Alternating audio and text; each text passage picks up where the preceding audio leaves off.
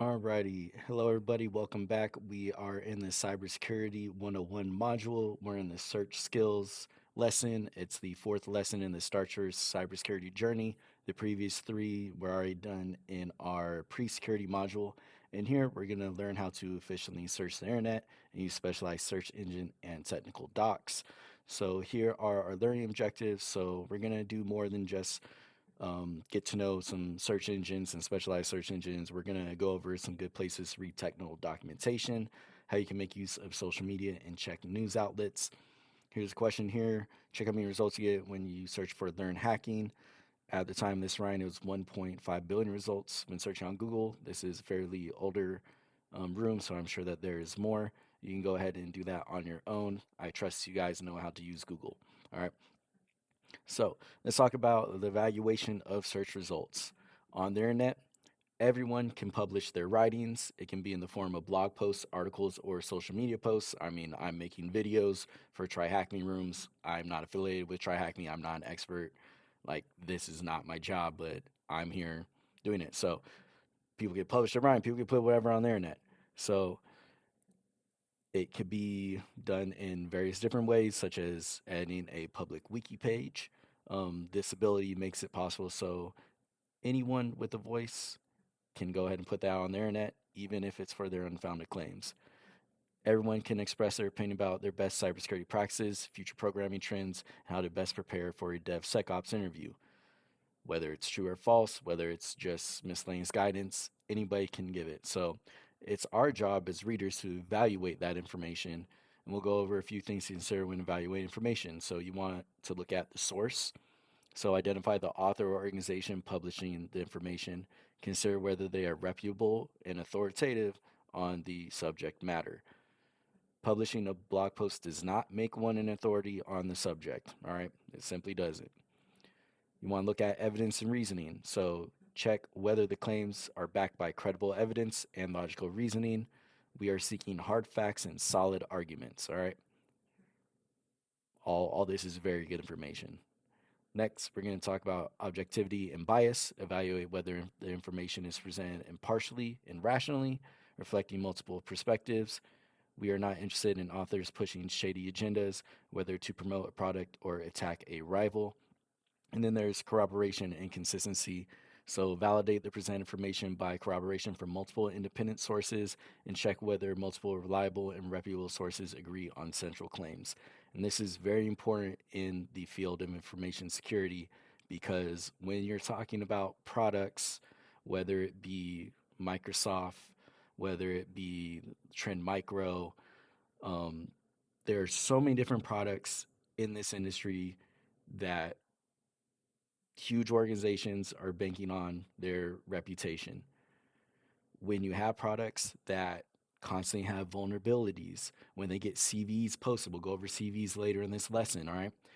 When the media picks up on that and it gets sensationalized, all right, after every Patch Tuesday of every month, there's going to be news cycles that want to give out information about the contents of Patch Tuesday. Are there 0 days? Are they publicly exploitable? Things like this. Sometimes some, I guess, media sensationalize it a little bit much. A very good example, let's see, I think 2 weeks ago, all the news outlets for the industry were talking about how Expressive's ESP32 Wi-Fi chips had a back door in them. So that means a bad actor potentially had a way to get in and control the device, and immediately there's damage associated with that. Just the sheer amount of scope of ESP32s in the world is incredible. I think it said something like a billion of them. Please actually pull up the article. I'm going off of what I read. But during all of that, you have people at the bottom of all these articles stating that this whole backdoor claim is a little bit sensationalized. It's not exactly what's going on, and it is causing a negative effect on Expressive, the company. And it took several days for that headline to kind of dissipate into what really was going on, which was there was code left over for troubleshooting purposes, it seemed like, um, for the Bluetooth module or something like that. But there was damages that go against Expressive because all the headlines said, "Hey, your product is has this backdoor," and they had to backtrack and make sure that that wasn't true. And at the end of the day, you might still say, "Well, no, it still has a backdoor because of what I'm interpreting." And if the organization that has, you know, the most to lose, if they're just saying no, it's not, don't take it with a grain of salt. So it required a little bit of additional research to just get the main idea of what's going on, and ultimately having to read the publishing myself so then figure out, okay, this is actually what's going on here. But that's enough of a sidetrack, a side tangent. Let's get back to this lesson. We're going to answer the questions below. So, what do you call a cryptographic method or product that is considered bogus or fraudulent?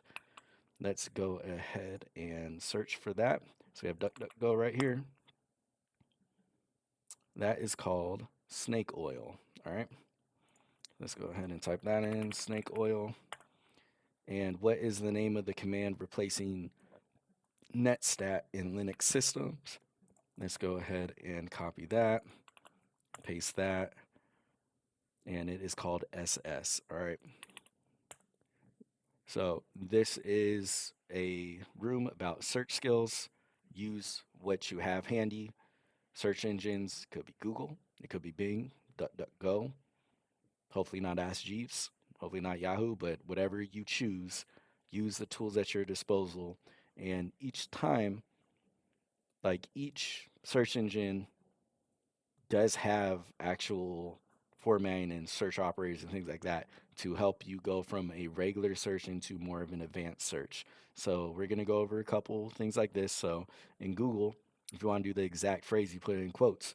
So double quotes indicate that you're looking for pages with the exact word or phrase. So someone might search for, in quotes, passive reconnaissance, in quote, to get pages with that exact phrase. If you do cite, then colon, this operator lets you specify the domain name in which you want to limit your search to. For example, if we want to search success stories on TryHackMe using, you'll do cite, colon, tryhackme.com, space, success, space, stories. Then we have the minus operator right here. So this sign allows you to omit search results that contain a particular word or phrase. For example, you might be interested in learning about the pyramids, but you don't want to view tourism websites. When approaches, search for pyramid space minus tourism or minus tourism space pyramids. That way you're removing this one, tourism, from your search results from pyramids, and the same way over here. And finally, we're going to just look at file type colon. So this is very important if you're trying to search for actual files instead of for web pages. So some of the file types you can search for are PDFs, portable document formats, Microsoft Word documents, which are docs, Excel spreadsheets, PowerPoint presentations. So if you want to try to find cybersecurity presentations, you could do file type colon PPT space cyber space security. All right. So there are an advanced search operators list here. Go ahead, click on it, look at all those good things. However, these are a good starting point. Now let's go ahead and look for these answers. How would you limit your Google search to PDFs containing the term cyber warfare report? So because we're looking for PDFs, we're going to start with file type, colon, PDF. Next, then what our phrase is, which is cyber warfare report. All right, there we go. And what phrase does the Linux command SS stand for? All right. So we can go ahead and plug that into DuckDuckGo. Oh, actually, it's right here. So the command that replaces the netstat in this system is called SS, which stands for socket statistics. All right. Socket statistics. There we go. Next, we're looking at specialized search engines. So now we're getting away from your normal everyday search engines, which scrape the web and bring you back web page results and things like that. And we are going into specialized search engines. that are used to find specific type of results. So we're starting with Shodan, which is a search engine for devices connected to the internet. It's really cool, all right? And it allows you to search for specific types and versions of servers, networking equipment, industrial control systems, and Internet thing devices.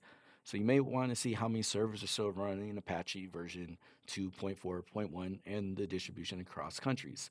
To find the answer, we can search for Apache space 2.4.1 and it will return a list of the servers with the string Apache 2.4.1 in their headers. All right. So let's go ahead and copy this link. We're going to open it up right over here. Shodan. So if we want that, we could do that Apache, was it 2.4.1? Yep. And if we search, we have 21,543 results. It looks like majority of them are over in Singapore with almost 4,000, Japan 3,000, United States dips to under 1,900, and Canada 18. And the ports that they're running, majority, the top ports are going to be port 80 for HTTP with 393. Or no, I'm sorry. Top ports are just 80. That's not the number of them. That's a separate port. 443 is going to be your HTTPS. All right. So Shodan is a very cool search engine.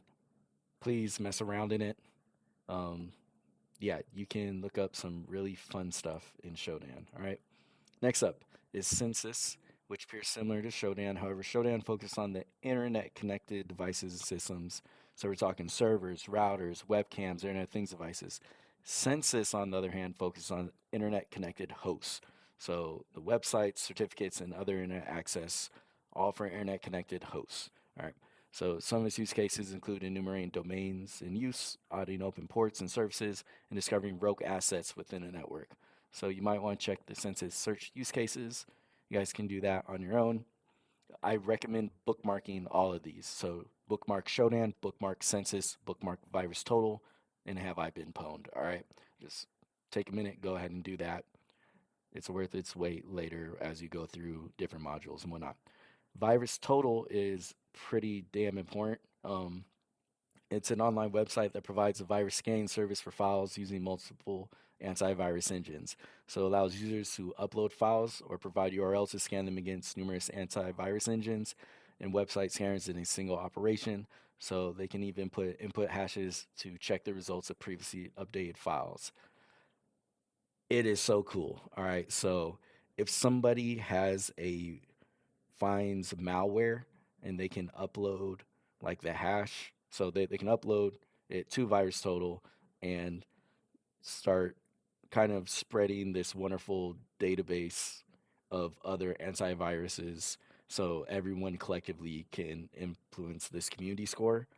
So if we're looking at this right here, there's this hash, so they could put in the hash, or it could have uploaded just this zip. I think it says ikaram2.zip. It was 308 bytes. That's modified a few moments ago. It has a threat label here. Majority community score is 57 out of 67 say it is malware. All right. So then you have all these claims, boom, saying it's not good. Red and virus total is not good. Green is good. All right. There is area for details. The community is very valuable, I feel here, despite it could probably be, bad actor could go in the community and say, no, it's good to go. For the most part, when I have analyzed malware and things like that, the community has been pretty spot on with saying, yeah, this is malicious. All right. And have I been pwned is good for checking if your email address is in a leaked data breach. So you can do that for your own email addresses. You can do it for your family members. You can do it for your coworkers, things like that. All right. It does not mean that your current password is compromised. It just means whatever password was used with whatever was found in the specific breach that is referring to got compromised. So if you practice good digital hygiene, use like a password manager, you're rotating passwords, you have different passwords for all of your websites, then hey, you get compromised in one area, you can check have I been pwned.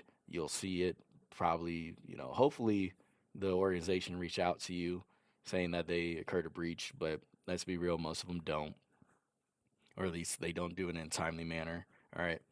Um, so yeah, have I been pwned? It's a great asset to see if your credentials are out and about anywhere. All right. So we have a couple of questions here. What is the top country with light TPD servers? And for that, we're going to use Shodan. All right. So let's go over to Shodan.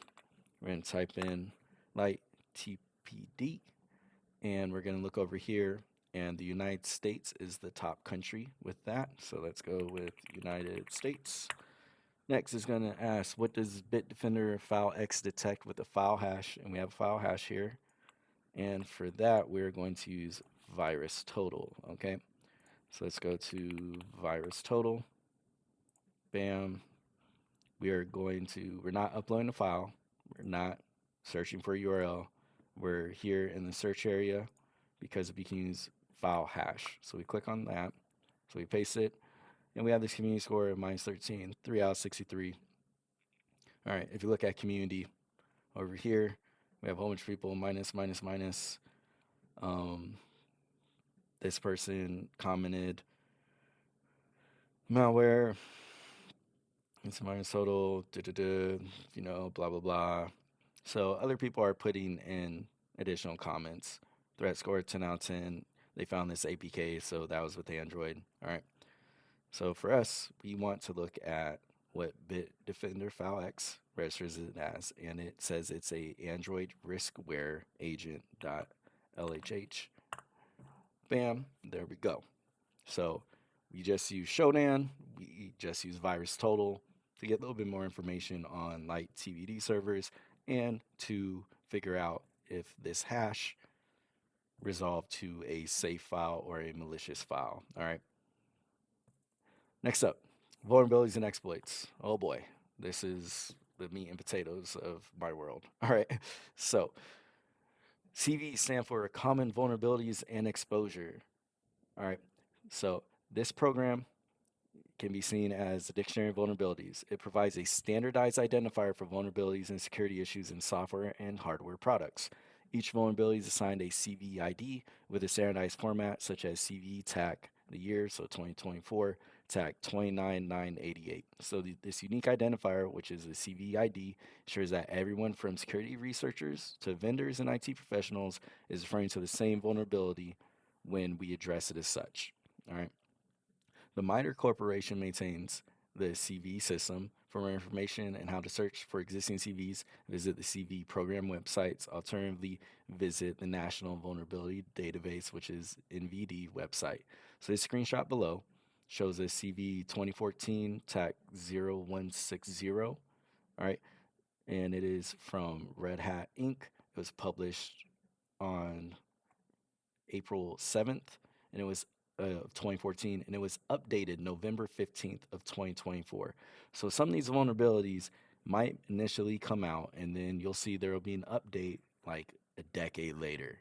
So the CV ID might be really old because you're like, oh, it's 2014, we already patched that, but there could be an update. All right, maybe a bad actor figured out how to exploit that previous vulnerability that maybe later patch undid something or they just got smarter. Things always happen, all right? But there's a ton of vulnerabilities. When we're talking about Patch Tuesday, tons of vulnerabilities come out. Microsoft's Patch Tuesday, their cumulative update for this month was 60 something vulnerabilities. So we're talking a lot of CVs, all right? Next, we have the exploit database. So there are many reasons why you want to exploit a vulnerable application. One would be assessing a company's security as part of a red team. Needless to say, we should not try to exploit a vulnerable system unless we are given permission, usually via legally binding agreement. There will be modules and courses, lessons, whatever you want to call them, on ethics and how to actually properly exploit systems, all right, legally, which is a huge piece of pie. You can't just run up and start going to town on somebody on their website just because. All right. So that will shelf. We'll talk about that during another lesson. Let's keep on going with the exploit database. Now that we have permission to exploit a vulnerable system, so this is hypothetical speaking, we have the permission to exploit a vulnerable system. We might need to find a working exploit code. One resource is the exploit database. The exploit database lists exploit codes from various authors. Some of these exploit codes are tested and then marked and verified or as verified. So over here, we're looking, we have a couple of them. The title, these ones are OpenSSL TLS Heartbeat extension. So Heartbeat information leak. And we can see it is a remote type of exploit and it's on multiple platforms. Then we have the author. All right. Next, we're talking about GitHub. If you do any coding, programming, GitHub's not going to be something unfamiliar with you, but it's a web-based platform for software development, and it can contain main tools related to CVs along with proof of concepts and exploit codes. To demonstrate this idea, check the screenshot below for the search results on GitHub that are related to the Heartbleed vulnerability. So all this is related to the same vulnerability. This up here is talking about the Heartbleed bug. Exploit database, we're getting more information on it. All right. And then GitHub, we have actual code. So this is a vulnerability test for the CV. This is the client exploit. Um, this is a multi-thread tool for scanning many hosts for that. So there could be any amount of code like on GitHub. If you're into scripting, great. You probably have your own repository. You're a little bit familiar with it. If not, honestly, click around in it, make an account, pull stuff, go get lost in it so that you're comfortable in it. All right.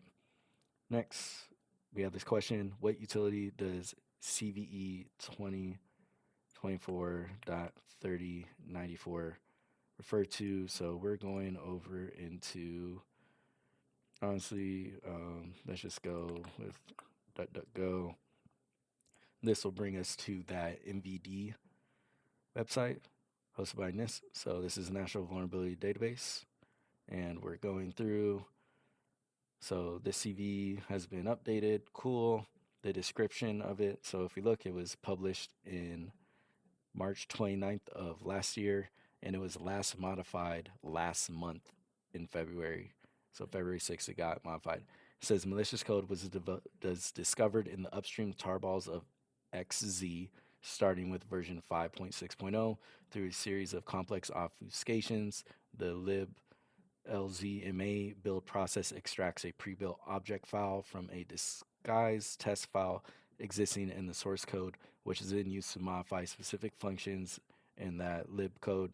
This results in a modified lib library that can be used by any software linked against this library, intercepting and modifying the data interaction with this library.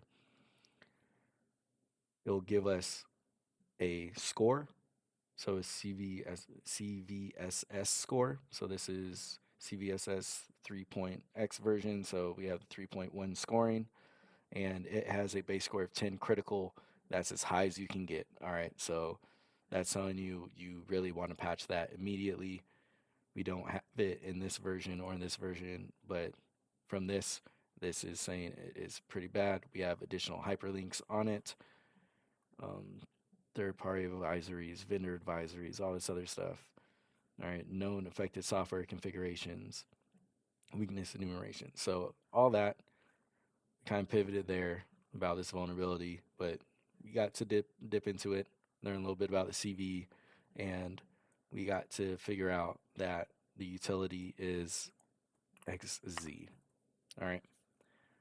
Next, we're getting into technical documentation, which is pretty important as you run commands, as you're learning things. There are so many commands out there, and new things get updated. Having the skill of knowing how to refer to technical documentation is invaluable. You might be a pro at one piece of software, but it might get updated. It should get updated. All right. And the things that you were comfortable with can change. Information technology moves extremely fast as a field. Cybersecurity moves even faster. All right. So we're going to look at Linux manual pages. If you remember in our Linux fundamentals video, we went over this. You can type man space, then the command, so man space IP, and it'll bring up the manual. All right. So this is just showing, hey, they went and looked up. So IP, then you have a couple of the syntax right here. You have a couple of the options right here. So you can do version, force, batch, all this stuff. All right. Next, we're going into Windows. So if you wanted to mess around with Linux right now, you can open up the tac box and go through it. We've already done this in the previous modules, so I wouldn't really recommend it right now. Wait till we get to a lab to it. Just remember man in front of your command. Okay, next, Windows provides official tech docs on its page for its products. So if we click there, brings you to Microsoft Learn. Typically, that's where they're hosting things for their technical documents, and we can search for the command ipconfig. Cool, and it will bring up a help-related page there. And next, you have product documentation, which nearly every well-published or anything for sale software and hardware site should come with some product documentation, whether it is simply saying go look at our online repository for the documentation where they keep it the latest up to date. There should be official documentation with your products that you're purchasing. All right, so let's go ahead and look. What does the Linux command cat stand for? I don't know if you guys remember from Linux fundamentals, but it is concatenate. All right, and that's when it was reading like the text of a file, things like that. Next, what is the netstat parameter in Microsoft Windows that displays the executable associated with each active connection and listening port? For that, let's go ahead and open up the technical documentation over in Microsoft. So let's open this up. So we're over at Microsoft Learn. We're going to search up netstat. Okay. And let's go ahead and click here. So netstat, we have our syntax here, our parameters. We're going to go through these parameters because that's what's asked for. What is the netstat parameter in MS Windows that displays the executable associated with each active connection and listening port? All right. So A displays all active TCP connections. All right. B displays the executable involved in creating each connection or listening port. All right, so that sounds like what we want. So let's do TAC B. Sweet. Another one down. And finally, we're getting into social media. I'm not going to go through this. I feel like there's more than enough information on social media. If you are part of cybersecurity, if you're interested, you already know social media contains a whole wealth of information if you are searching for it, and people overshare information willingly. All right. This goes into Facebook, Twitter, LinkedIn. Twitter is now X. There's so many social media platforms, and everyone just gives out information left and right. So let's just look at the questions. You're hired to evaluate the security of a particular company. What is a popular social media website you would use to learn about the technical background of one of their employees? We're talking about organizations, companies, and we're talking about employees. Somebody probably, you're looking for a resume. You don't post resumes up on Facebook, MySpace, or anything like that. You'll probably be looking at them on LinkedIn. All right. Then continuing with the previous scenario, you're trying to find the answer to the secret question. What school did you go to as a child? What social media website would you consider checking to find the answer to such secret questions? Assuming there is a nice scenario in here, but if you want to know what school people go to, you typically they put up on Facebook. They just do. All right. So that was cool. We have now completed this room. So the search skills room is now completed. So this room focused on the most common sources of information for cybersecurity professionals. There are plenty more. As the information landscape keeps changing, it's impossible to cover all the sources. However, by subscribing to relevant cybersecurity groups, one can stay ahead and be aware whenever new interesting sources arise. I recommend everyone go out on YouTube, find content creators that you like, join their discords, be part of their communities and everything. I ain't got that.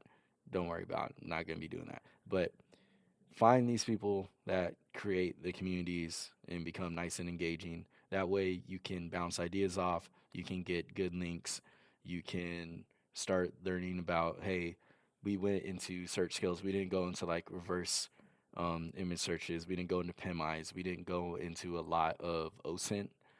Later modules will, but so far we're scraping the surface. I feel like there is a good list of resources in here that you should bookmark. All right. Not just for the specialized search engines. So obviously Shodan, Census, Virus Total, Have I Been Pwned, but for vulnerabilities, being able to look up CVs. All right. Because just because there's a CV does not mean that there is a patch associated with it. If you're looking for, let's say, if a Windows machine actually has a patch installed for a CVE, Windows does not patch with CVE. It issues out a KB that addresses the vulnerability from the CVE. So there's just knowing more information about vulnerabilities can help you out throughout your career. Exploit database, GitHub. Fair warning about GitHub. If you are downloading stuff, try to understand what you're downloading so you're not just running a random script on your computer that somebody said would do one thing. And if you don't know about it, and if you're, say, you're writing a Python script, PowerShell, whatever it may be, shell script, you don't want, to run malicious code unwillingly. All right. So be careful what you're running out there. Don't trust everybody. Don't trust whatever information you read at first. I feel like that's what this whole room was about. There's a whole bunch of ways to get information, conduct your own investigations, come up with your own conclusions. All right. Thank you all for watching. I will see you guys in the next room, and good luck, everyone.